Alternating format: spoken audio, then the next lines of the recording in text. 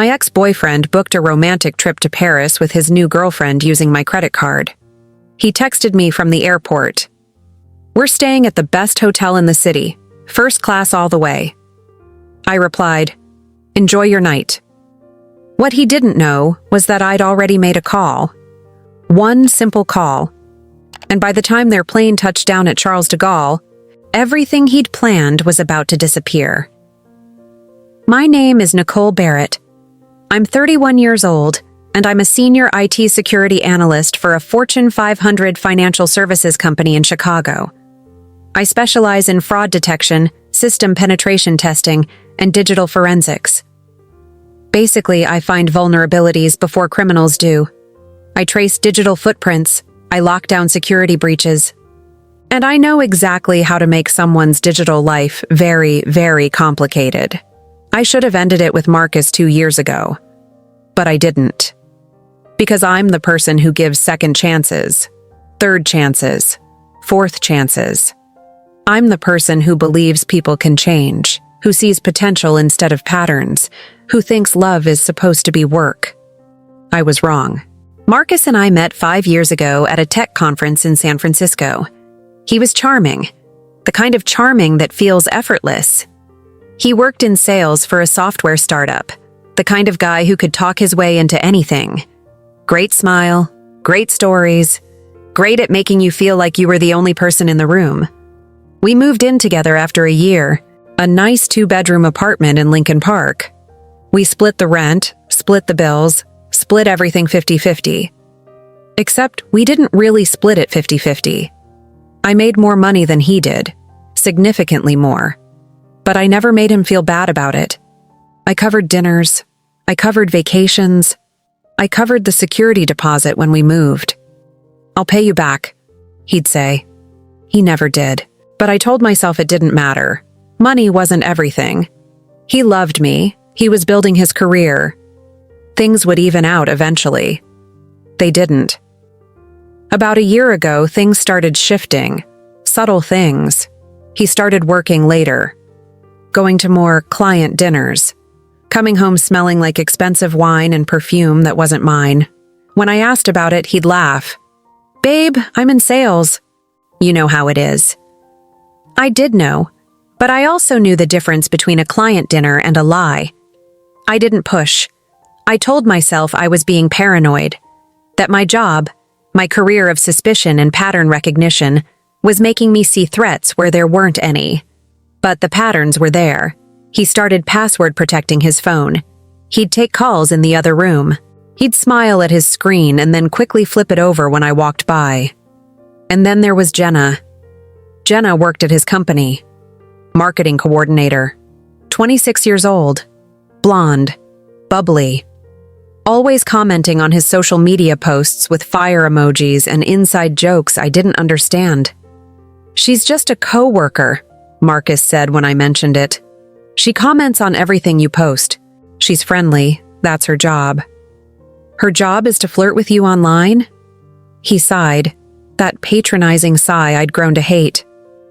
"You're being insecure." I wasn't being insecure, I was being observant. But I let it go. Again. 3 months ago, I found the messages. I wasn't snooping, not intentionally.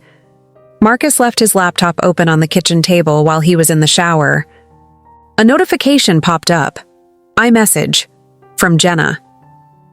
"Can't wait for this weekend. Just us." My stomach dropped. I clicked on the message thread. And there it was. Everything I'd been trying not to see. Months of messages, flirting, plans, photos I won't describe but can't forget, and a conversation from 2 days earlier. Jenna. I looked at flights. Paris is only $800 round trip. Marcus. Let's do it. I've always wanted to go. Jenna. What about Nicole? Marcus. What about her? She doesn't need to know. I sat there for a long time, staring at the screen, my hands shaking. He came out of the bathroom, towel around his waist, smiling. "Hey, babe, what's for dinner?" I closed the laptop. "I don't know. What do you want?" Whatever you're making is fine. I made pasta. We ate in silence. He scrolled through his phone. I watched him. He had no idea. That night, after he fell asleep, I went through everything. His laptop, his email, his cloud storage, his financial accounts. I know it was an invasion of privacy. I know it was wrong. But so was planning a trip to Paris with another woman while living in an apartment I was paying 70% of the rent for. What I found was worse than I expected. He'd booked the flights using my credit card, the one I'd added him to as an authorized user 2 years ago when we were building our life together. He'd booked the hotel, George V, one of the most expensive hotels in Paris, using the same card. Dinners, museums, a river cruise, all charged to my account. He'd spent over $12,000 on a romantic vacation with someone else, using my money. I sat on the bathroom floor, my laptop balanced on my knees, staring at the charges. And something inside me shifted. Not broke, shifted, like a lock clicking open. I wasn't sad. I wasn't heartbroken. I was cold, calm, clear. He thought I was stupid. He thought I wouldn't notice. He thought I'd just keep paying for his life while he lived a completely different one behind my back. He was wrong. The next morning, I called my credit card company. Hi, I'd like to report some unauthorized charges on my account. The representative was polite, efficient. Can you describe the charges, ma'am? 2 round-trip flights to Paris, a hotel reservation, several restaurant charges, all made by an authorized user on my account, my ex-boyfriend. I'd like to remove him as an authorized user and dispute the charges. I can help you with that. When did you notice the charges? This morning. And you're saying these were made without your permission? Correct. He's no longer authorized to use this account. Understood. I'll remove him immediately and open a dispute. The charges will be reversed within 7 to 10 business days. Thank you. I hung up. Then I opened my banking app and changed every password, every security question, every backup email. I removed Marcus from my apartment lease, sent an email to my landlord explaining he'd be moving out at the end of the month. I changed the locks. I called a locksmith and paid extra for same-day service. And then I waited. Marcus came home that evening with flowers, cheap ones from the grocery store. Hey, babe. Thought you could use these. I looked at the flowers, then at him. Why? What do you mean, why? Just because. He kissed my forehead.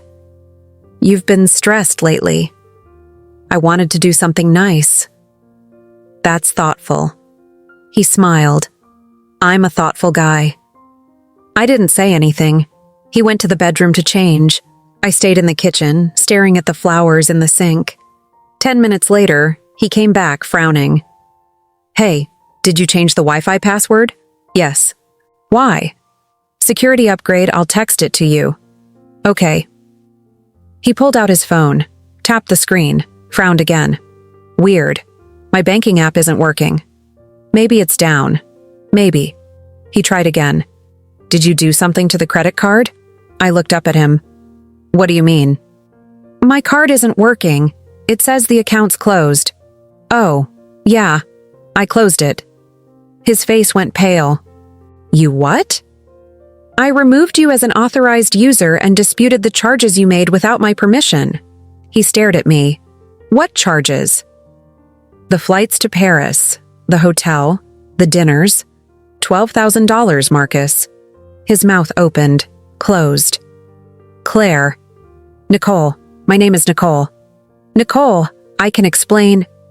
I don't want an explanation. I want you out. Out. You can't just... I already changed the locks. Your key won't work anymore. I've packed your things. They're in the hallway. You're insane. No, I'm done. He stood there, breathing hard, his face red. You can't do this. This is my home too. Actually, it's not. Your name isn't on the lease. You haven't paid rent in 4 months. You've been living here on my dime while planning a vacation with another woman. So no, Marcus. This is my home, and you're leaving. Jenna and it's not what you think. I don't care what it is. Get out. The trip. Nicole? The trip is in 2 days. I know. Have fun. He stared at me like I'd just slapped him.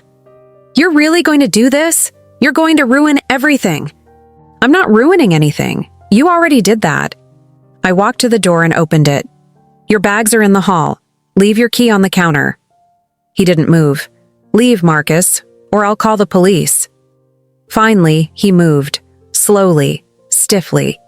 He grabbed his duffel bags from the hallway and walked past me without looking back. I closed the door, locked it, and exhaled. That night, I got a text from him. Marcus, this is a huge mistake. You're going to regret this. I didn't respond. Another text. Marcus, I can't believe you're being so petty. It's just money. Just money. I blocked his number. The next day, I went to work like nothing had happened. I sat at my desk, ran my security protocols, reviewed system logs, flagged anomalies. At lunch, I got a call from an unknown number. I answered. Hello? Hi, is this Nicole Barrett? A woman's voice. Young, nervous. This is Nicole. This is Jenna, Marcus's Ebbard friend. I said nothing. I wanted to call and I didn't know about you. Not really. I mean, Marcus said you guys were basically over, that you were just roommates. We weren't roommates. I know that now. And I feel terrible. I wanted to say I'm sorry. Okay. And also, she paused. The trip. He said you canceled everything. The flights, the hotel, is that true? I disputed the charges. They were made without my permission. So we can't go? That's between you and Marcus. He's freaking out. He doesn't have the money to rebook everything. That sounds like a personal problem. Silence. I'm really sorry, she said quietly. Me too. I hung up. 2 days later, the day Marcus and Jenna were supposed to fly to Paris, I got a text from an unknown number. Unknown. You're a vindictive bitch. I hope you're happy. I smiled. Then I blocked the number.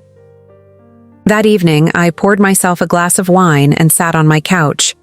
My couch, in my apartment, paid for by my money, and I opened my laptop. I logged into the credit card account.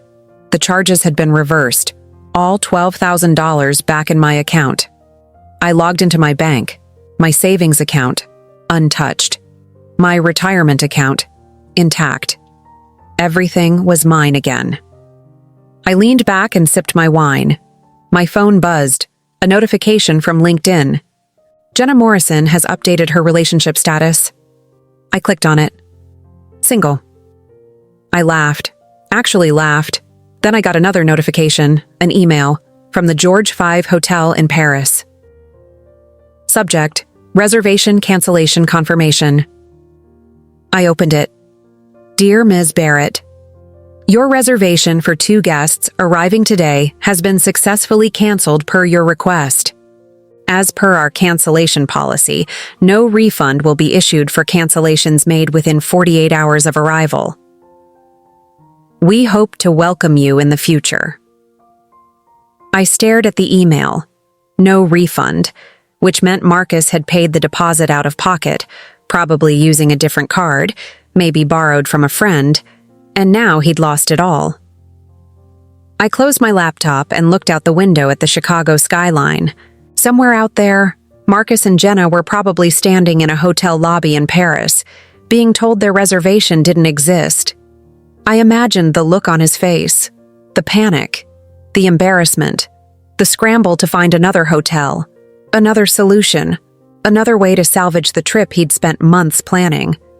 And I smiled, not because I enjoyed his pain, but because for the first time in years, I wasn't the one being taken advantage of. I was the one in control. The next morning, I woke up feeling lighter than I had in months. No Marcus snoring next to me. No passive-aggressive comments about what I was wearing or eating or doing. No walking on eggshells, wondering if today would be the day he'd get annoyed because I asked too many questions. Just silence. Clean, peaceful silence. I made coffee, the expensive kind Marcus always said was a waste of money.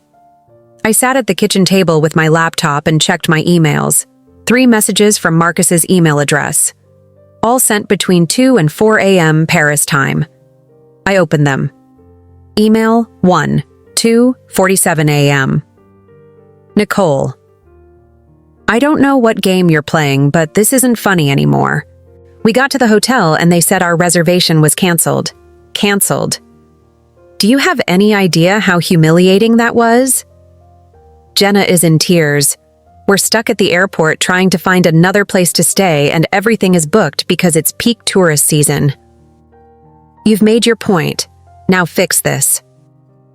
Marcus. Email 2:3:15 a.m. Seriously, Nicole, this is too far. We finally found a hotel, but it's nowhere near the city center and it cost me $600 for one night.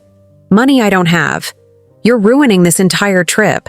I know you're upset, but this is childish. Call the hotel and tell them there was a mistake. Do it. Email 3:4:02 a.m. Fine. Don't help. I'll remember this. You're showing me who you really are, and honestly, I dodged a bullet. Jenna is 10 times the woman you ever were. Enjoy your bitter little life. I read them twice. Then I deleted them. I didn't feel guilty. I didn't feel satisfied. I just felt nothing. He'd made his choices. Now he was living with the consequences. I finished my coffee and got ready for work. At the office, I buried myself in a new security audit. A client had experienced a data breach, ransomware attack, pretty standard, and they needed a full forensic analysis to determine how the attackers got in. I was deep in the server logs when my phone buzzed, a text from an unknown number. I almost ignored it, but something made me check. Unknown. Hi, Nicole. This is Jenna. I got your number from Marcus's phone. I know you probably don't want to hear from me, but I need to ask you something. Did you really cancel our hotel on purpose? I stared at the message. She had some nerve. I typed back, yes. 3 dots appeared immediately. Then, Jenna. Why would you do that? I know you're upset about me and Marcus, but this is so extreme. You cost us thousands of dollars. We're stuck in Paris with nowhere to stay and everything is so expensive here. Me. He used my credit card without permission. That's fraud. I disputed the charges. What happened after that isn't my problem. Jenna. But you knew we were coming here. You knew the reservation would be canceled. Me. Yes. Jenna.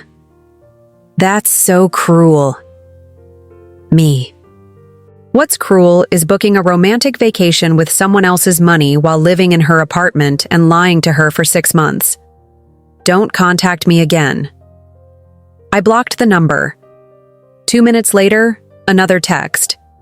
Different number. Unknown. This is Jenna again. Please just listen. Marcus told me you guys were basically broken up. He said you were just roommates and that you'd both moved on. I didn't know you were still together. I swear I didn't know. I believed her. Kind of. She was young, naive, and Marcus was very good at lying. But that didn't make her innocent. Me. He lied to both of us. But you chose to believe him without asking questions. You chose to go on a trip funded by someone else's credit card. You chose to participate. So no, I don't feel sorry for you. Figure it out. I blocked that number too. For the rest of the day, I focused on work.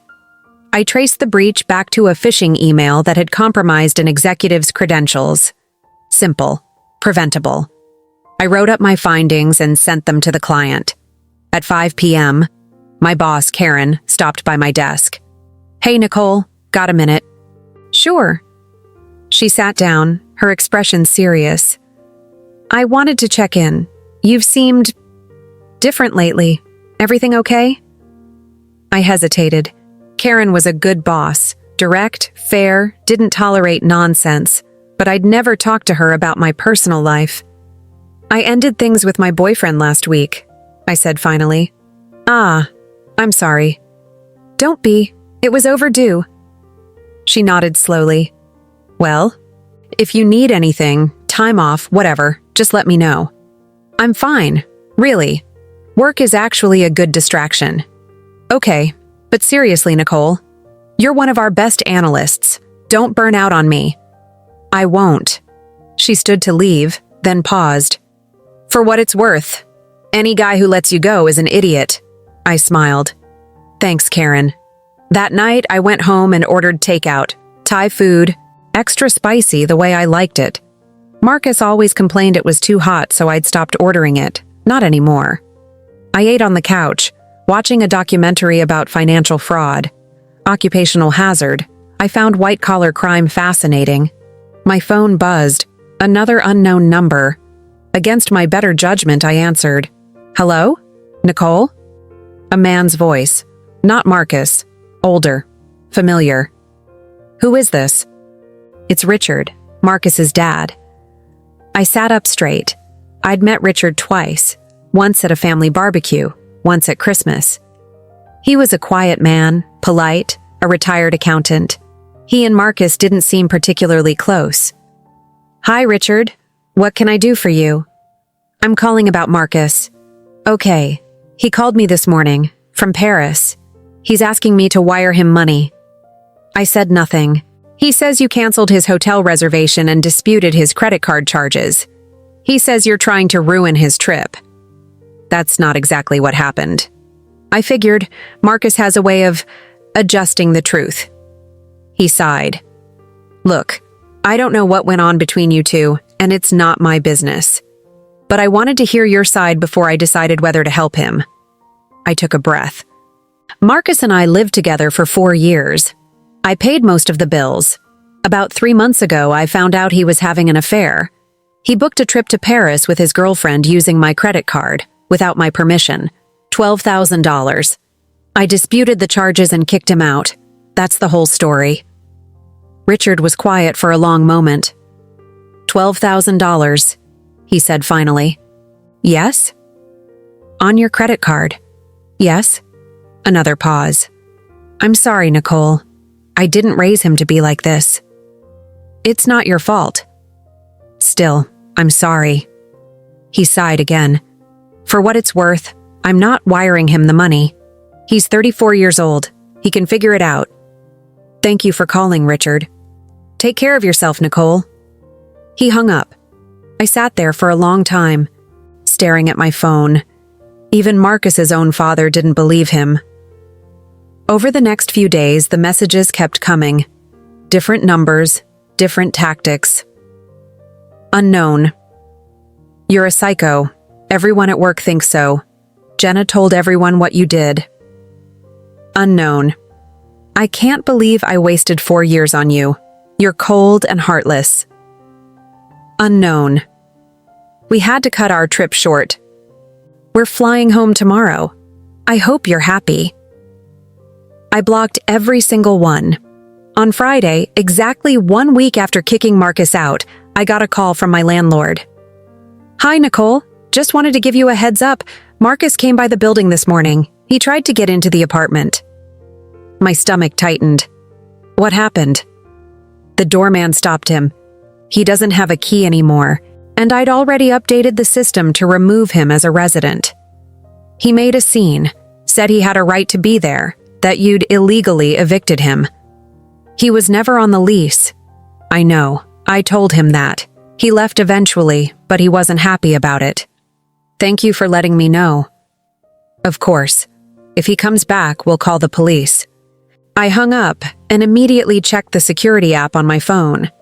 I'd installed cameras inside the apartment after changing the locks, small, discreet ones that recorded to the cloud. I scrolled through the footage from the past week. Nothing unusual. No one had entered except me. But knowing Marcus had tried to get in made my skin crawl. I called my building security office and requested a copy of the footage from that morning. They emailed it within an hour. I watched it 3 times. Marcus, standing in the lobby, arguing with the doorman. His face was red, his gestures aggressive. Jenna stood behind him, looking uncomfortable. Finally, they left. I saved the footage to 3 different drives, just in case. That weekend, I did something I hadn't done in years. I went out. My friend Cassie had been begging me to join her for drinks for months, but I'd always made excuses. Marcus didn't like it when I went out without him. He'd sulk, make passive-aggressive comments, text me every 20 minutes asking when I'd be home. So I'd stopped going. But Marcus was gone now. I texted Cassie, "You free tonight?" Her response was immediate. "Yes, finally." Meet me at 8. We met at a wine bar in Wicker Park. Cassie worked in marketing, had a contagious laugh, and didn't take anyone's nonsense. We'd been friends since college, but I'd seen her less and less over the past few years, because of Marcus. "You look good," she said when I sat down. Like, really good. Different. I ended things with Marcus. Her eyes widened. "Thank God." I laughed. "You hated him?" "I didn't hate him. I just thought he was a self-centered man-child who took advantage of you." She sipped her wine. "But I didn't want to say anything because you seemed happy." "I wasn't happy. I was just comfortable, complacent." "What finally made you leave?" I told her everything. The messages, the trip, the credit card fraud, the cancellation. By the time I finished, Cassie was grinning. "You canceled his hotel reservation in Paris?" "Nicole, that's iconic." "I just disputed fraudulent charges." "Still, that's cold. I love it." We talked for hours. About work, about life, about the years I'd wasted trying to make Marcus happy, about how good it felt to finally put myself first. "You should date," Cassie said as we were leaving. "Like, seriously, get back out there." "I'm not ready." "You don't have to be ready. You just have to be open." She hugged me. "You deserve someone who sees how incredible you are." Marcus never did. I hugged her back. "Thanks, Cass." As I walked home, I thought about what she'd said. Maybe she was right. Maybe I did deserve better. On Monday, I was back at my desk when my phone rang. Internal call. Nicole Barrett. "Hi, Nicole. This is Linda from HR. Do you have a few minutes? I need to speak with you." My stomach dropped. "Sure. Now?" "If you're available." "I'll be right there." I walked to HR, my mind racing. What could this be about? Had Marcus called my office? Had he filed some kind of complaint? Linda was waiting in a small conference room. She smiled when I walked in, but it was a professional smile. Careful. "Have a seat, Nicole." I sat. "I want to start by saying you're not in any trouble, but we received a concerning call this morning from someone claiming to be your ex-boyfriend." My jaw tightened. "Marcus." He didn't give his name, but he said you'd been using company resources for personal purposes, specifically that you'd hacked into his accounts and stolen his financial information. I stared at her. "That's not true." I didn't think it was, but I have to follow protocol and ask. She folded her hands on the table. "Have you accessed anyone's personal accounts using company systems?" "No, absolutely not." "Have you used your access credentials for anything outside your job responsibilities?" "No." She nodded. "Okay, I believe you. But I need to document this conversation. If he calls again, we'll handle it. I just wanted to make you aware." "Thank you. Also," she hesitated, "if you're experiencing harassment from this individual, you can file a report. We take that seriously." "I appreciate that. I'll let you know if it escalates." I left HR feeling shaken. Marcus was trying to get me fired. That night, I sat at my kitchen table and made a list. Things Marcus has done since I kicked him out. 1. Sent harassing emails and texts from multiple numbers. 2. Tried to enter my apartment without permission. Called my employer to make false accusations. 4. Had his girlfriend contact me repeatedly, I took screenshots of everything. Every message, every email, every blocked number. I downloaded the security footage of him trying to get into my building. Then I called my lawyer. Well, not my lawyer. I didn't have one. But I called a law firm that specialized in harassment and restraining orders. The consultation was free. The attorney, a woman named Sandra Reeves, listened to my story without interrupting. When I finished, she said, "You have grounds for a restraining order. Clear-cut. The repeated contact, the attempted entry, the workplace harassment, it's textbook." "How do I get one?" "You file a petition with the court. There's a hearing, usually within 2 weeks. You present your evidence. If the judge agrees, he can't contact you, can't come near your home or workplace for at least a year." "How much does it cost?" "The filing fee is about $250. If you want me to represent you at the hearing, my rate is $300 an hour. Most hearings last about 30 minutes. I did the math, roughly $400 total." "Let's do it." Sandra smiled. "Good. I'll draft the petition. We'll file it tomorrow." 2 days later, Marcus was served with the restraining order petition. I know because he immediately violated the no-contact provision by sending me an email. Marcus. "A restraining order? Are you serious? I never threatened you. I never hurt you. You're doing this to punish me. You're sick, Nicole. You need help." I forwarded the email to Sandra. She called me 10 minutes later. "He just handed us a gift. Violating a temporary protective order, even before the hearing, shows a pattern of disregard for boundaries. The judge is going to love this." What do I do? Nothing. Don't respond. Let him keep digging his own grave. The hearing was scheduled for the following Wednesday. I showed up in a suit, my evidence organized in a binder. Sandra met me outside the courtroom. "Ready?" "Yes." Marcus was already inside, sitting alone. No lawyer. He looked tired, disheveled. When he saw me, his face twisted into something between anger and hurt. I didn't look at him. The judge, a middle-aged woman with sharp eyes, called the case. Barrett vs. Hendricks. Petition for order of protection. Sandra stood. "Your Honor, my client, Ms. Nicole Barrett, is seeking a protection order against Marcus Hendricks due to ongoing harassment, unwanted contact, and attempted intrusion into her residence following the end of their relationship." The judge looked at Marcus. "Mr. Hendricks, do you have representation?" "No, Your Honor, I can't afford a lawyer." He stood. "And with all due respect, this is ridiculous.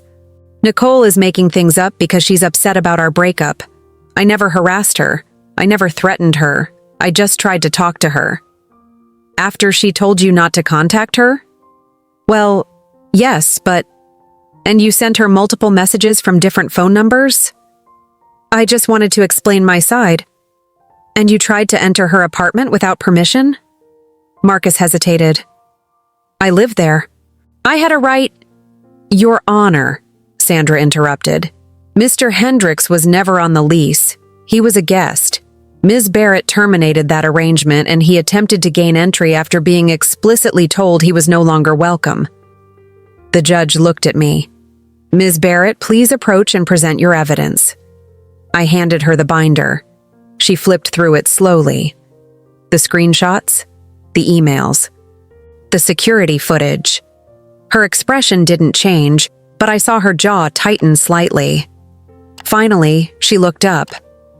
"Mr. Hendricks, you sent Ms. Barrett over 30 messages after she asked you to stop. You attempted to enter her residence after she changed the locks. You contacted her workplace with false accusations, and you violated the temporary order by emailing her 2 days ago." Marcus opened his mouth, closed it. "I'm granting the order of protection. You are not to contact Ms. Barrett by any means, phone, email, text, social media, or third party. You are not to come within 500 feet of her residence or workplace. This order is effective for 1 year. Violation will result in arrest and criminal charges. Do you understand?" Your Honor, this is unfair. Do you understand, Mr. Hendricks? He looked at the floor. Yes. Good. This hearing is concluded. The judge banged her gavel. I exhaled. It was over. Outside the courthouse, Sandra shook my hand. You did great in there. Thank you for everything. My pleasure. If he violates the order, call the police immediately. Don't wait. Don't hesitate. I won't. She left. I stood on the courthouse steps, watching people come and go. Lawyers, defendants, families, everyone fighting their own battles. I felt free. For the first time in years, I felt like I could breathe. Marcus couldn't contact me, couldn't come near me, couldn't disrupt my life. I was safe, I was in control, and I was done looking back. That weekend, I treated myself. I went to a spa, got a massage, a facial, a manicure. I hadn't done anything like that in years. Marcus always said it was a waste of money. I bought new sheets for my bed, high thread count, the expensive kind. I threw out the old ones. I rearranged the furniture in the living room, changed the artwork on the walls, made the space feel like mine. I even adopted a cat, a gray tabby from the local shelter. I named her Pepper. She slept on my bed that first night, purring softly, and I realized something. I was happy, not just okay, not just surviving. Actually, genuinely happy. 3 weeks after the restraining order was granted, I got a message on LinkedIn. Jenna Morrison has sent you a connection request. I stared at it for a full minute. Then I clicked on her profile. Her relationship status was still single. Her recent activity showed she'd updated her job title, no longer at Marcus's company. She'd moved to a different firm. I accepted the request. 5 minutes later, a message appeared. Jenna. Hi, Nicole. I know this is weird, but I wanted to reach out. I'm not with Marcus anymore. We broke up right after we got back from Paris. The whole trip was a disaster, and I realized he'd been lying to me about a lot of things. I just wanted to say, I'm sorry. For everything. You didn't deserve what he put you through. And honestly, neither did I. I read the message twice. Then I typed back, Thank you for reaching out. I appreciate the apology. I hope things get better for you. Jenna. They already are. I got a new job. Moved to a new place. I'm starting over. Kind of like you did, I guess. Me. Good luck, Jenna. Jenna. You too, Nicole. And seriously, thank you for opening my eyes. I would have wasted years on him if you hadn't. I closed the app and smiled. Marcus had lost both of us, and we were both better off. A month later, I was at a coffee shop near my office when I saw him. Marcus. He was sitting alone at a corner table, staring at his phone. He looked thinner, older. There was a defeated slump to his shoulders that hadn't been there before. He looked up. Our eyes met. For a second, neither of us moved. Then he looked away. I picked up my coffee and left. I didn't feel angry. I didn't feel vindicated. I just felt indifferent. He was a chapter of my life that was closed, and I was writing new ones. 2 months after the restraining order was finalized, I got a promotion, senior security architect. It came with a 20% raise, a corner office, and leadership of my own team. Karen called me into her office on a Friday afternoon and handed me the offer letter. You've earned this, she said. You're the best analyst we have.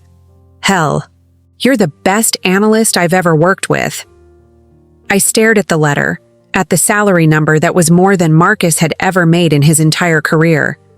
Thank you, I said. Don't thank me. You did the work. She smiled. Celebrate this weekend. You deserve it. I did celebrate. I called Cassie and we went to a nice restaurant, the kind with small portions and big prices. We ordered wine, appetizers, entrees, dessert, everything. Look at you, Cassie said, raising her glass. Promotion, new apartment setup, thriving. This is the Nicole I remember from college, the one who didn't take anyone's garbage. I lost her for a while. But you found her again. That's what matters. She clinked her glass against mine. To new beginnings. To new beginnings. As I drank, I thought about how far I'd come in such a short time. How different my life looked now. How different I felt. Marcus had tried to break me. He'd tried to drain me, use me, control me. And he'd failed. I was stronger now, sharper, more sure of myself than I'd ever been. The following Monday, I was reviewing security protocols for a new client when my desk phone rang. Nicole Barrett. Ms. Barrett, this is Detective Sarah Mitchell with the Chicago Police Department Financial Crimes Division. I sat up straight. How can I help you, Detective? I'm calling regarding a case involving Marcus Hendricks. Your name came up in our investigation, and I was hoping to ask you a few questions. My heart started pounding. What kind of investigation? Credit card fraud and identity theft. We have evidence that Mr. Hendricks may have opened multiple credit accounts using stolen information. Your name appeared on several of the applications. Ice flooded my veins. He opened credit cards in my name? Possibly. We're still gathering evidence. But I'd like to meet with you to go over what we've found. Would you be available this week? Yes, absolutely. How about tomorrow, 2 p.m. at our offices downtown? I'll be there. She gave me the address and hung up. I sat there for a long moment, staring at my computer screen without seeing it. Marcus had committed identity theft, using my information. That night, I couldn't sleep. I lay in bed with Pepper curled against my side, my mind racing through possibilities. What accounts had he opened? How much debt was in my name? How long had this been going on? At midnight, I got up and pulled my laptop into bed. I logged into my credit monitoring service, something I'd subscribed to after the breakup just to be safe. I ran a full credit report. And there they were. 3 credit cards I'd never opened. All opened within the last 6 months. All with balances. Capital One. Platinum. $8, $500 balance. Chase Freedom. Unlimited. $6, $200 balance. American Express. Blue. $4, $800 balance. Nearly $20,000 in fraudulent debt. I clicked through to the transaction histories. The charges made my stomach turn. Restaurants, bars, electronics, clothing, a gym membership, subscription services, and one charge that made my blood run cold. Air France, €1,847, his flight to Paris. He'd bought his ticket using a credit card he'd opened in my name. I took screenshots of everything, downloaded the reports, saved them to 3 different locations. Then I called the credit card companies one by one. I need to report fraudulent accounts opened in my name. Each conversation was the same. Verification questions, security holds, fraud investigations opened, cards canceled, disputes filed. By the time I finished, it was 3 a.m. I finally fell asleep with my laptop still open, Pepper purring beside me. The next day, I arrived at the police station 15 minutes early. Detective Mitchell met me in the lobby, a woman in her 40s with sharp eyes and a no-nonsense demeanor that reminded me of Karen. Ms. Barrett, thank you for coming. Of course. She led me to a small interview room. Another detective was waiting inside, a younger man, maybe 35, with dark hair and tired eyes. This is Detective James Cordero. He's been working this case with me. Cordero nodded.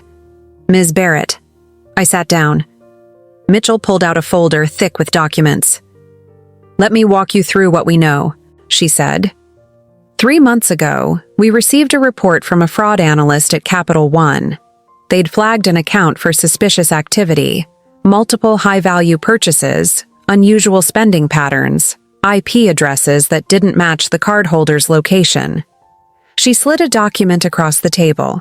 It was a credit card application, in my name, with my social security number, with my address, but the signature wasn't mine. The analyst compared the signature on the application to other documents associated with your identity. They didn't match. That triggered a deeper investigation. She pulled out more documents. 2 more credit card applications. Same story. We believe Marcus Hendricks opened these accounts using your personal information without your knowledge or consent. That's identity theft, a Class 2 felony in Illinois. I looked at the applications, at my information, filled out in someone else's handwriting. How did he get my social security number? I asked. You lived together for 4 years, Cordero said. He probably saw it on tax documents, bank statements, anything you kept in the apartment. I thought about all the times I'd left important documents on the kitchen table. All the times Marcus had been home alone. We've traced the purchases back to him, Mitchell continued. The IP addresses match his phone and laptop. The shipping addresses match his current residence. The pattern is clear. What happens now? I asked. Now we build the case. We'll need you to provide a formal statement. We'll need copies of any communication you have with him, and we'll need you to testify when this goes to trial. I'll do whatever you need. Mitchell smiled slightly. I thought you'd say that. Your ex-husband's attorney mentioned you were thorough. Ex-boyfriend. And yes, I document everything. Good. That'll make our job easier. Over the next 2 hours, I gave a detailed statement. I provided copies of every text, every email, every piece of evidence I had. I showed them the timeline I'd created, the screenshots, the security footage. Mitchell and Cordero took notes, asked follow-up questions, documented everything. When we finished, Mitchell leaned back in her chair. Ms. Barrett, I have to say, you've done half our job for us. Most victims don't have this level of documentation. I'm a cybersecurity analyst. Documentation is what I do. Well, it's paying off. With what you've given us, plus the evidence from the credit card companies, we have a solid case. Marcus Hendricks is going to face serious charges. How serious? Identity theft carries up to 3 years in prison. Credit card fraud carries up to 5 years. If he's convicted on all counts, he could be looking at 8 to 10 years. I absorbed that. Marcus in prison for nearly a decade. I should have felt something. Satisfaction, vindication, something. But I just felt tired. When will he be arrested? I asked. Within the week. We're finalizing the warrant now. I nodded. Thank you, detectives. Thank you, Ms. Barrett. We'll be in touch. 3 days later, I was at work when Cassie texted me. Cassie, did you see the news? Me. What news? She sent me a link, a local news article. Local man. Arrested for identity theft, credit card fraud. Chicago, Marcus Hendricks, 34, was arrested Tuesday on charges of identity theft and credit card fraud. According to police, Hendricks allegedly opened multiple credit card accounts using stolen personal information and accumulated nearly $20,000 in fraudulent charges. Hendricks is being held on $50, $0,000 bail and is scheduled to appear in court next week. There was a photo, Marcus, in handcuffs, being led into a police car. His face was pale, shocked. I stared at the photo for a long time. Then I closed the article and went back to work. That evening, my phone rang. Unknown number. I almost didn't answer, but something told me I should. Hello? Nicole? A woman's voice, older, strained. Who is this? It's Patricia, Marcus's mother. I hadn't spoken to Patricia in over a year. She'd always been polite to me but distant. Marcus was her only child, and she doted on him in a way that made him even more entitled. Hi, Patricia. I'm calling about Marcus. I assume you've heard. I heard. Did you do this? Her voice cracked. Did you have him arrested? I took a breath.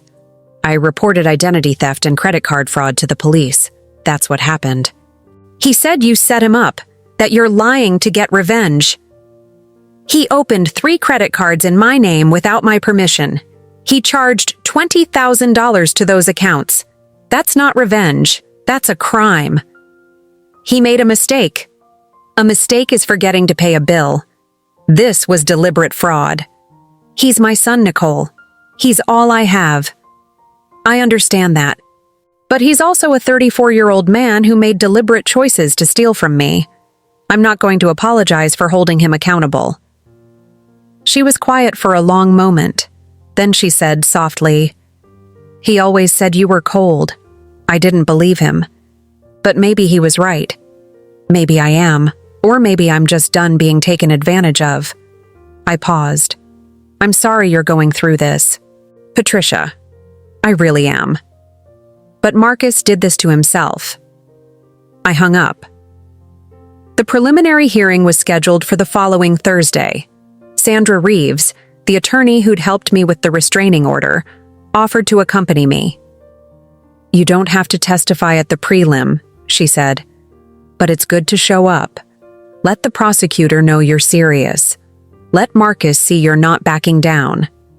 I'll be there. The courtroom was small, sterile.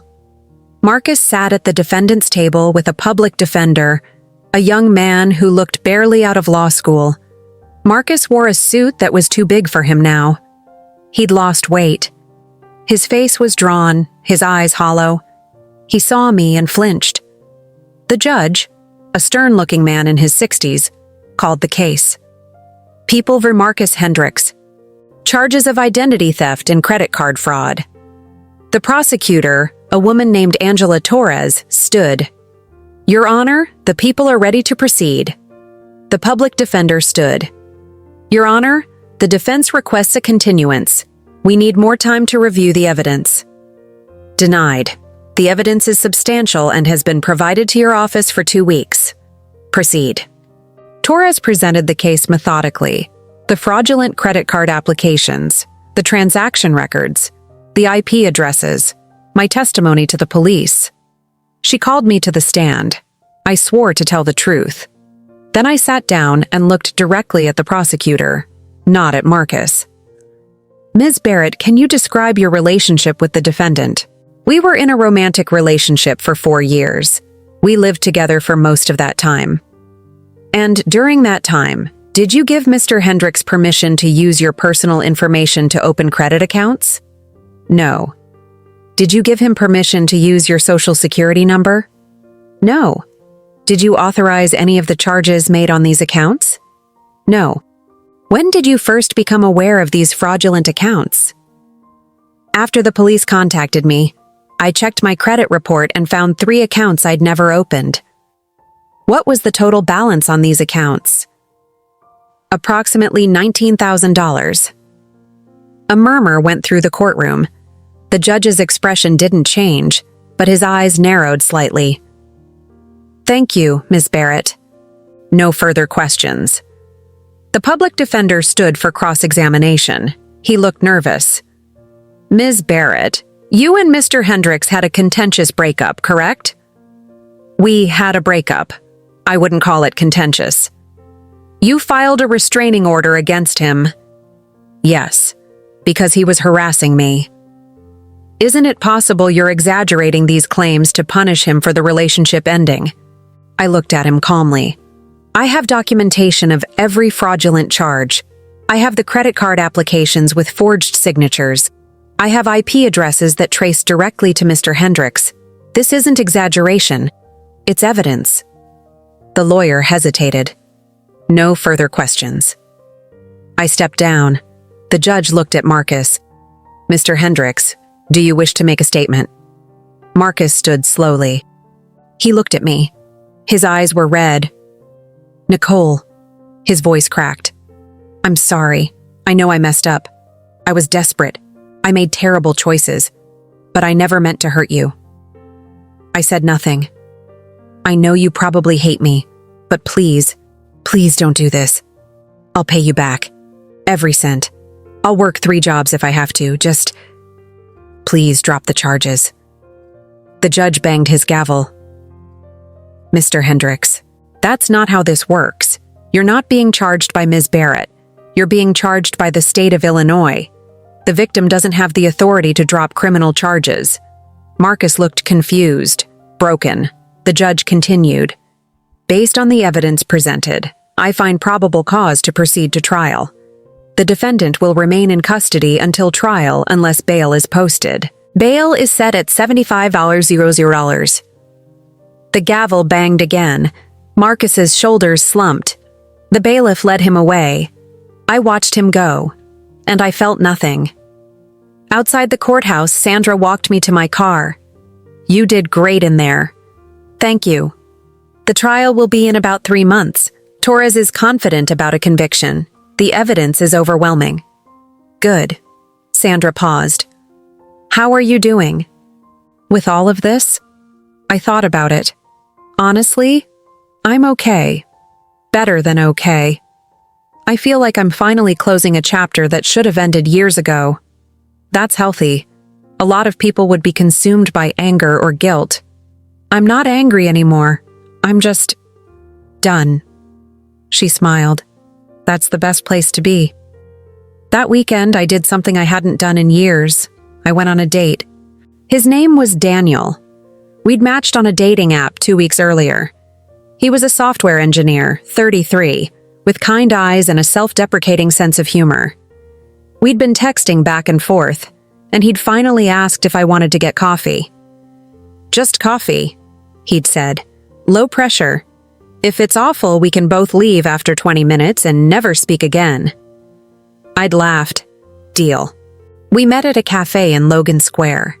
He was already there when I arrived, sitting at a corner table, reading a book. He stood when he saw me. Nicole? Hi, Daniel? That's me. He smiled. It was a genuine smile. Warm. Want me to grab you a coffee? I can get it. I insist. First date rules. I buy the first round. I told him my order, oat milk latte, and he went to the counter. I watched him. He was tall, lanky, dressed in jeans and a flannel shirt. Completely different from Marcus. Softer, more relaxed. He came back with 2 lattes and sat down. So, he said, tell me about yourself. Besides the fact that you're a cybersecurity analyst who likes true crime podcasts and has a cat named Pepper. I laughed. You remember all that? I have a decent memory. Plus, your profile was interesting.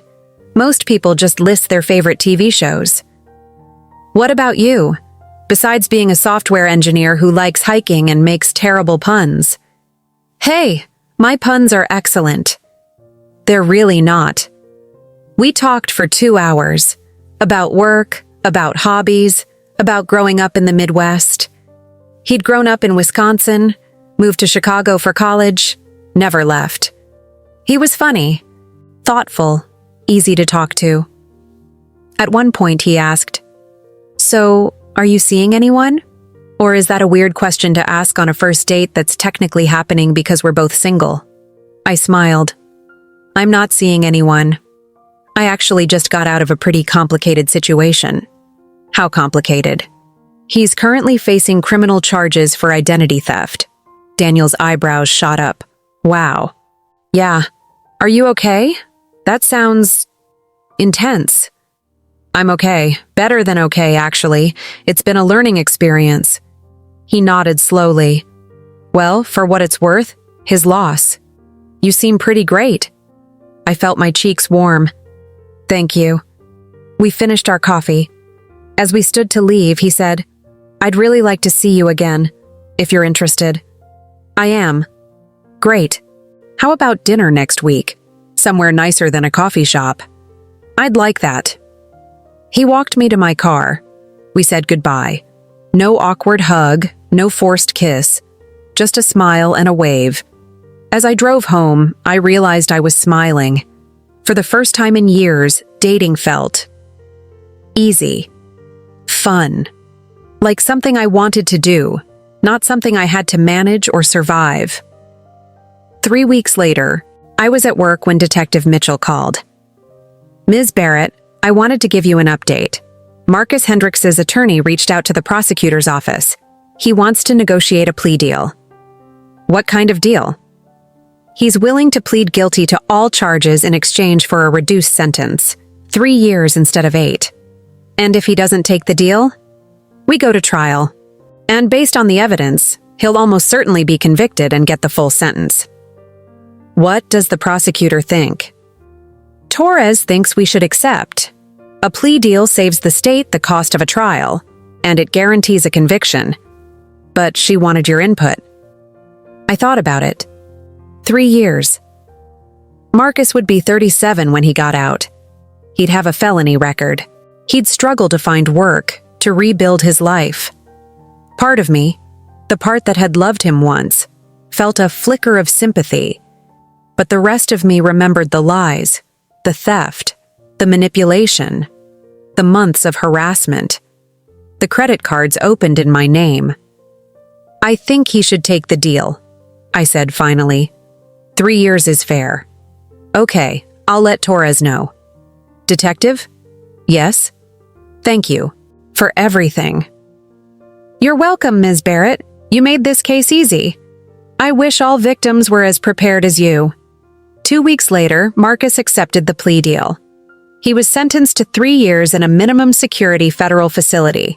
He'd be eligible for parole in 2 years if he maintained good behavior. I didn't attend the sentencing. I didn't need to. Sandra called me afterward to let me know it was done. He's officially out of your life, she said. Good. How are you feeling? Relieved? Free? Ready to move on? That's the right answer. A month after Marcus's sentencing, I was having dinner with Daniel at a nice Italian restaurant in River North. We'd been dating for 2 months now, taking things slowly, getting to know each other. He was different from anyone I'd dated before. He listened when I talked. He asked questions. He remembered small details, like how I took my coffee, or that Pepper hated loud noises. He made me feel seen in a way I hadn't felt in years. Over dessert, he reached across the table and took my hand. Can I ask you something? Sure. You don't talk about your ex much. And I get that. It's heavy stuff. But I want to make sure you're really past it. That you're not just rebounding. I looked at him, at his kind eyes, his genuine concern. I'm not rebounding, I said. I'm rebuilding. There's a difference.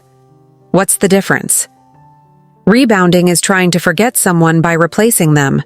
Rebuilding is creating something new from scratch. Something better. Something that's actually mine. He smiled. I like that. Me too. He squeezed my hand. For the record, I think you're pretty incredible, Nicole Barrett. You're not so bad yourself, Daniel Chen. We finished dessert. He paid the bill, insisted on it, and we walked out into the cool Chicago night.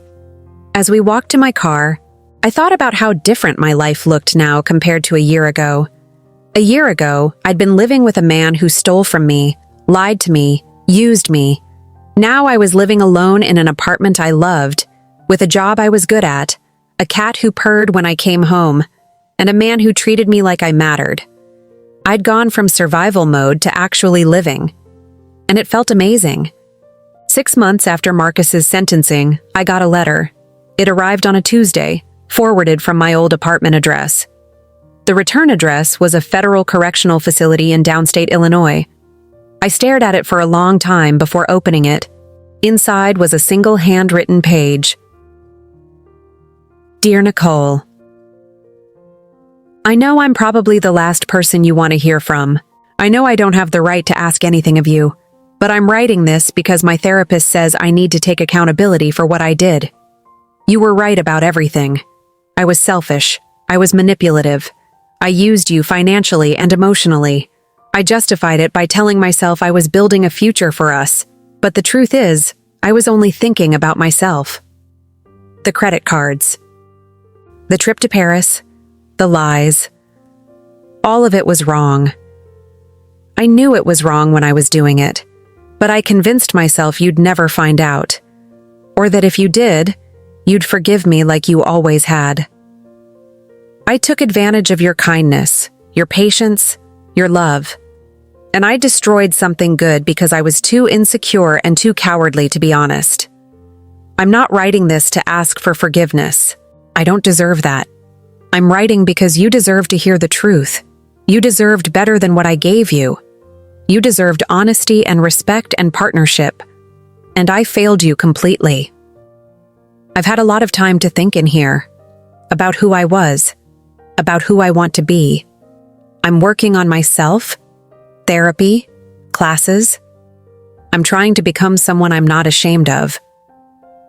I don't expect you to care. I don't expect you to respond. I just wanted you to know that I'm sorry. Truly, deeply sorry. I hope you're happy. I hope you found someone who treats you the way you should have been treated all along. Marcus. I read the letter twice, then I folded it carefully and put it in a drawer.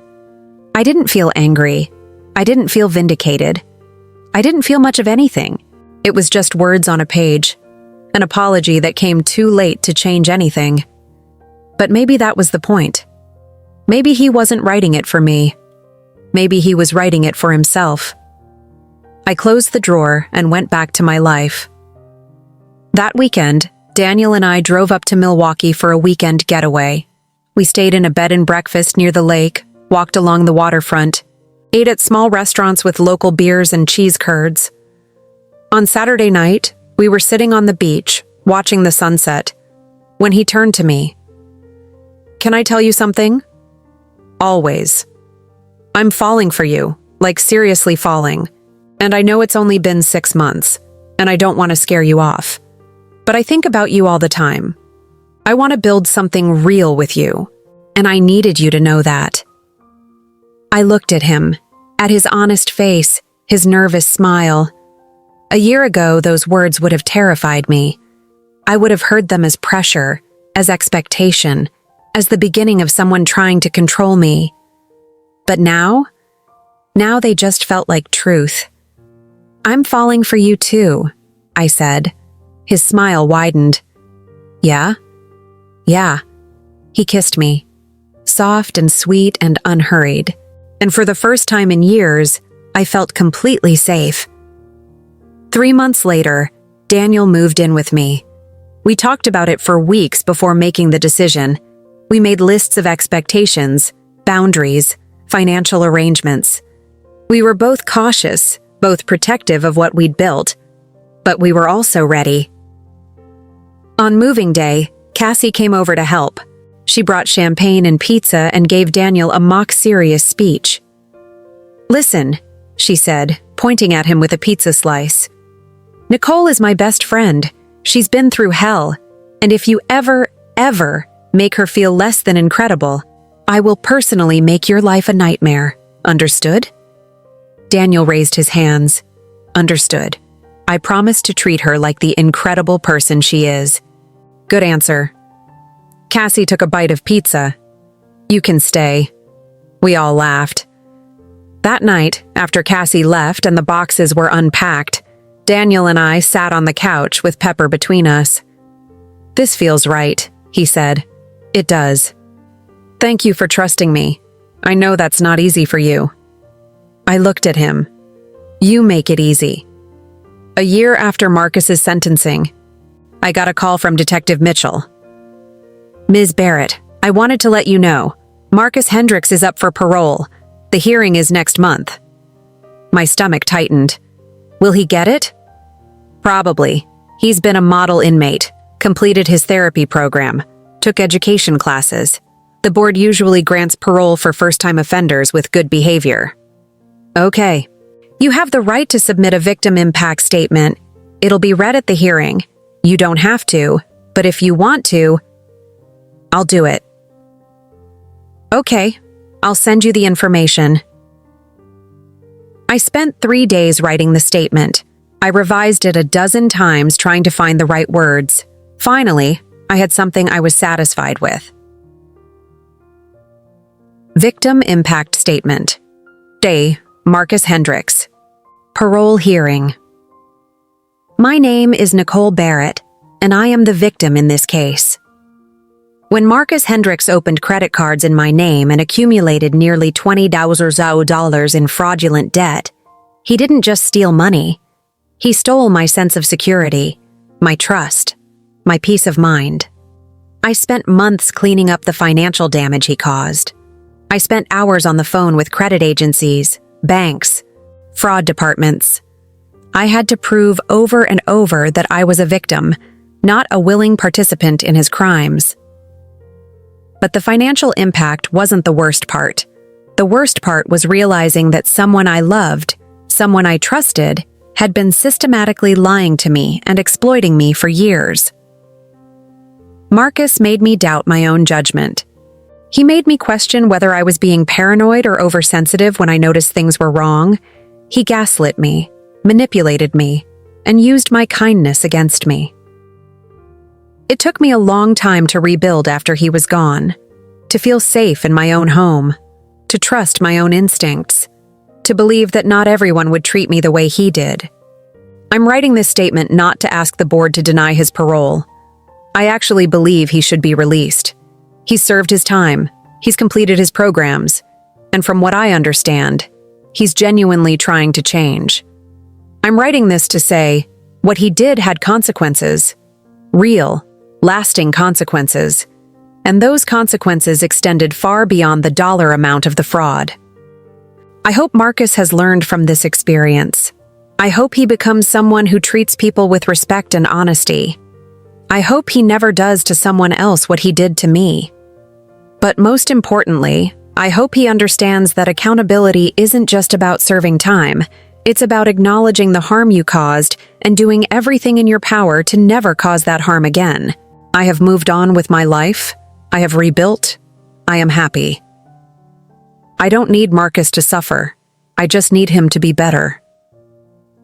Respectfully, Nicole Barrett. I sent the statement to Detective Mitchell. She called me the next day. Nicole, this is powerful. You showed incredible grace. I'm not interested in revenge anymore. I just want closure. Well, you'll get it. The hearing is in 2 weeks. I'll let you know the outcome. Marcus was granted parole. He was released 3 weeks later, on a cold morning in early March. I found out through a notification from the Victim Services Office. They sent me an email with his release date, his parole conditions, and a reminder that the restraining order was still in effect. He couldn't contact me. Couldn't come near me for at least another 6 months. I read the email. Then I closed my laptop and went about my day. That spring, Daniel proposed. We were hiking in Starved Rock State Park, climbing up to one of the overlooks. The view was stunning. Waterfalls, canyons, endless forest. He stopped at the top, turned to me, and got down on one knee. Nicole Barrett, you are the strongest, smartest, most incredible person I've ever met. You've shown me what it means to rebuild after everything falls apart, what it means to trust again, to love again. He pulled out a ring. Simple, elegant, perfect. Will you marry me? I looked at him, at his kind eyes, his genuine smile, at the life we'd built together over the past 2 years, the trust, the respect, the partnership. Yes. He slipped the ring on my finger. It fit perfectly. We kissed on top of the canyon, the waterfall roaring below us, and I felt something I hadn't felt in years. Complete, absolute happiness. We got married 6 months later. Small ceremony, just close friends and family. Cassie was my maid of honor. Daniel's brother was his best man. Pepper wore a tiny bow tie. We honeymooned in Japan, Tokyo, Kyoto, Osaka. 2 weeks of temples and ramen and getting lost in translation together. On our last night in Tokyo, we were having dinner at a tiny izakaya when Daniel raised his glass. To my brilliant wife, who taught me that the best relationships are the ones where both people choose each other every single day. To my incredible husband, who showed me that love doesn't have to be complicated. It can just be good. We clinked glasses, And I thought about how far I'd come. From a woman who let herself be used and manipulated, to a woman who knew her worth, who demanded respect, who built a life on her own terms. Final update. It's been 3 years since Marcus went to prison. 2 years since he was released. I never saw him again after that day in court. I heard through mutual acquaintances that he moved to another state. Wisconsin, I think. Or maybe Minnesota. He's working in warehouse logistics now. Doesn't work in sales anymore. Hard to do when you have a felony fraud conviction on your record. I don't think about him much anymore. When I do, it's not with anger or bitterness. It's more like thinking about a character in a story I read a long time ago. Distant. Abstract. Not quite real. My life now looks nothing like it did when I was with Marcus. I'm a director of cybersecurity now. I lead a team of 15 analysts.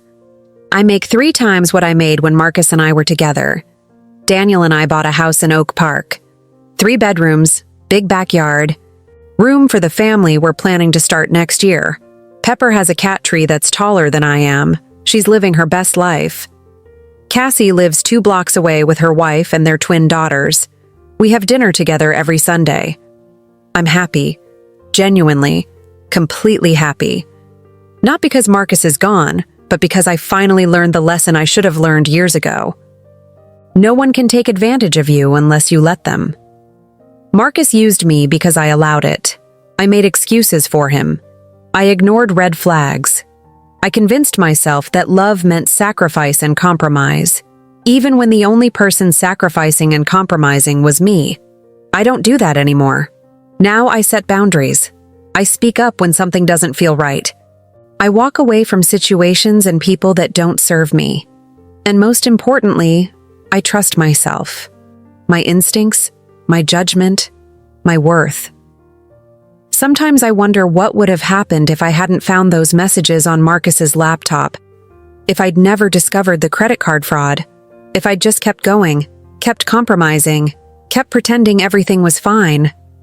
I'd probably still be with him, still paying his bills, still making excuses for his behavior, still slowly losing myself. But I did find out, and I made a choice. Not to get revenge, not to punish him, just to protect myself. And that choice changed everything. Last week, I was at a cybersecurity conference in San Francisco, the same city where I met Marcus all those years ago.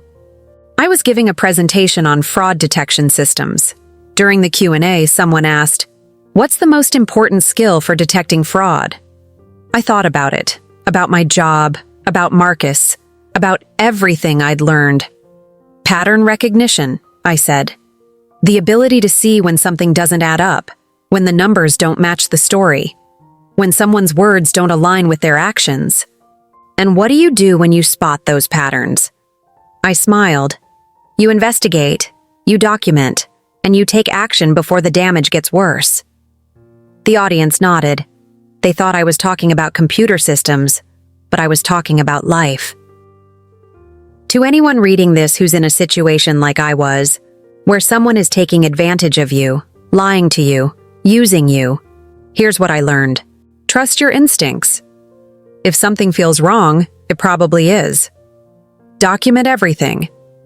Texts, emails, financial records, everything. You never know when you'll need proof. Set boundaries. And enforce them.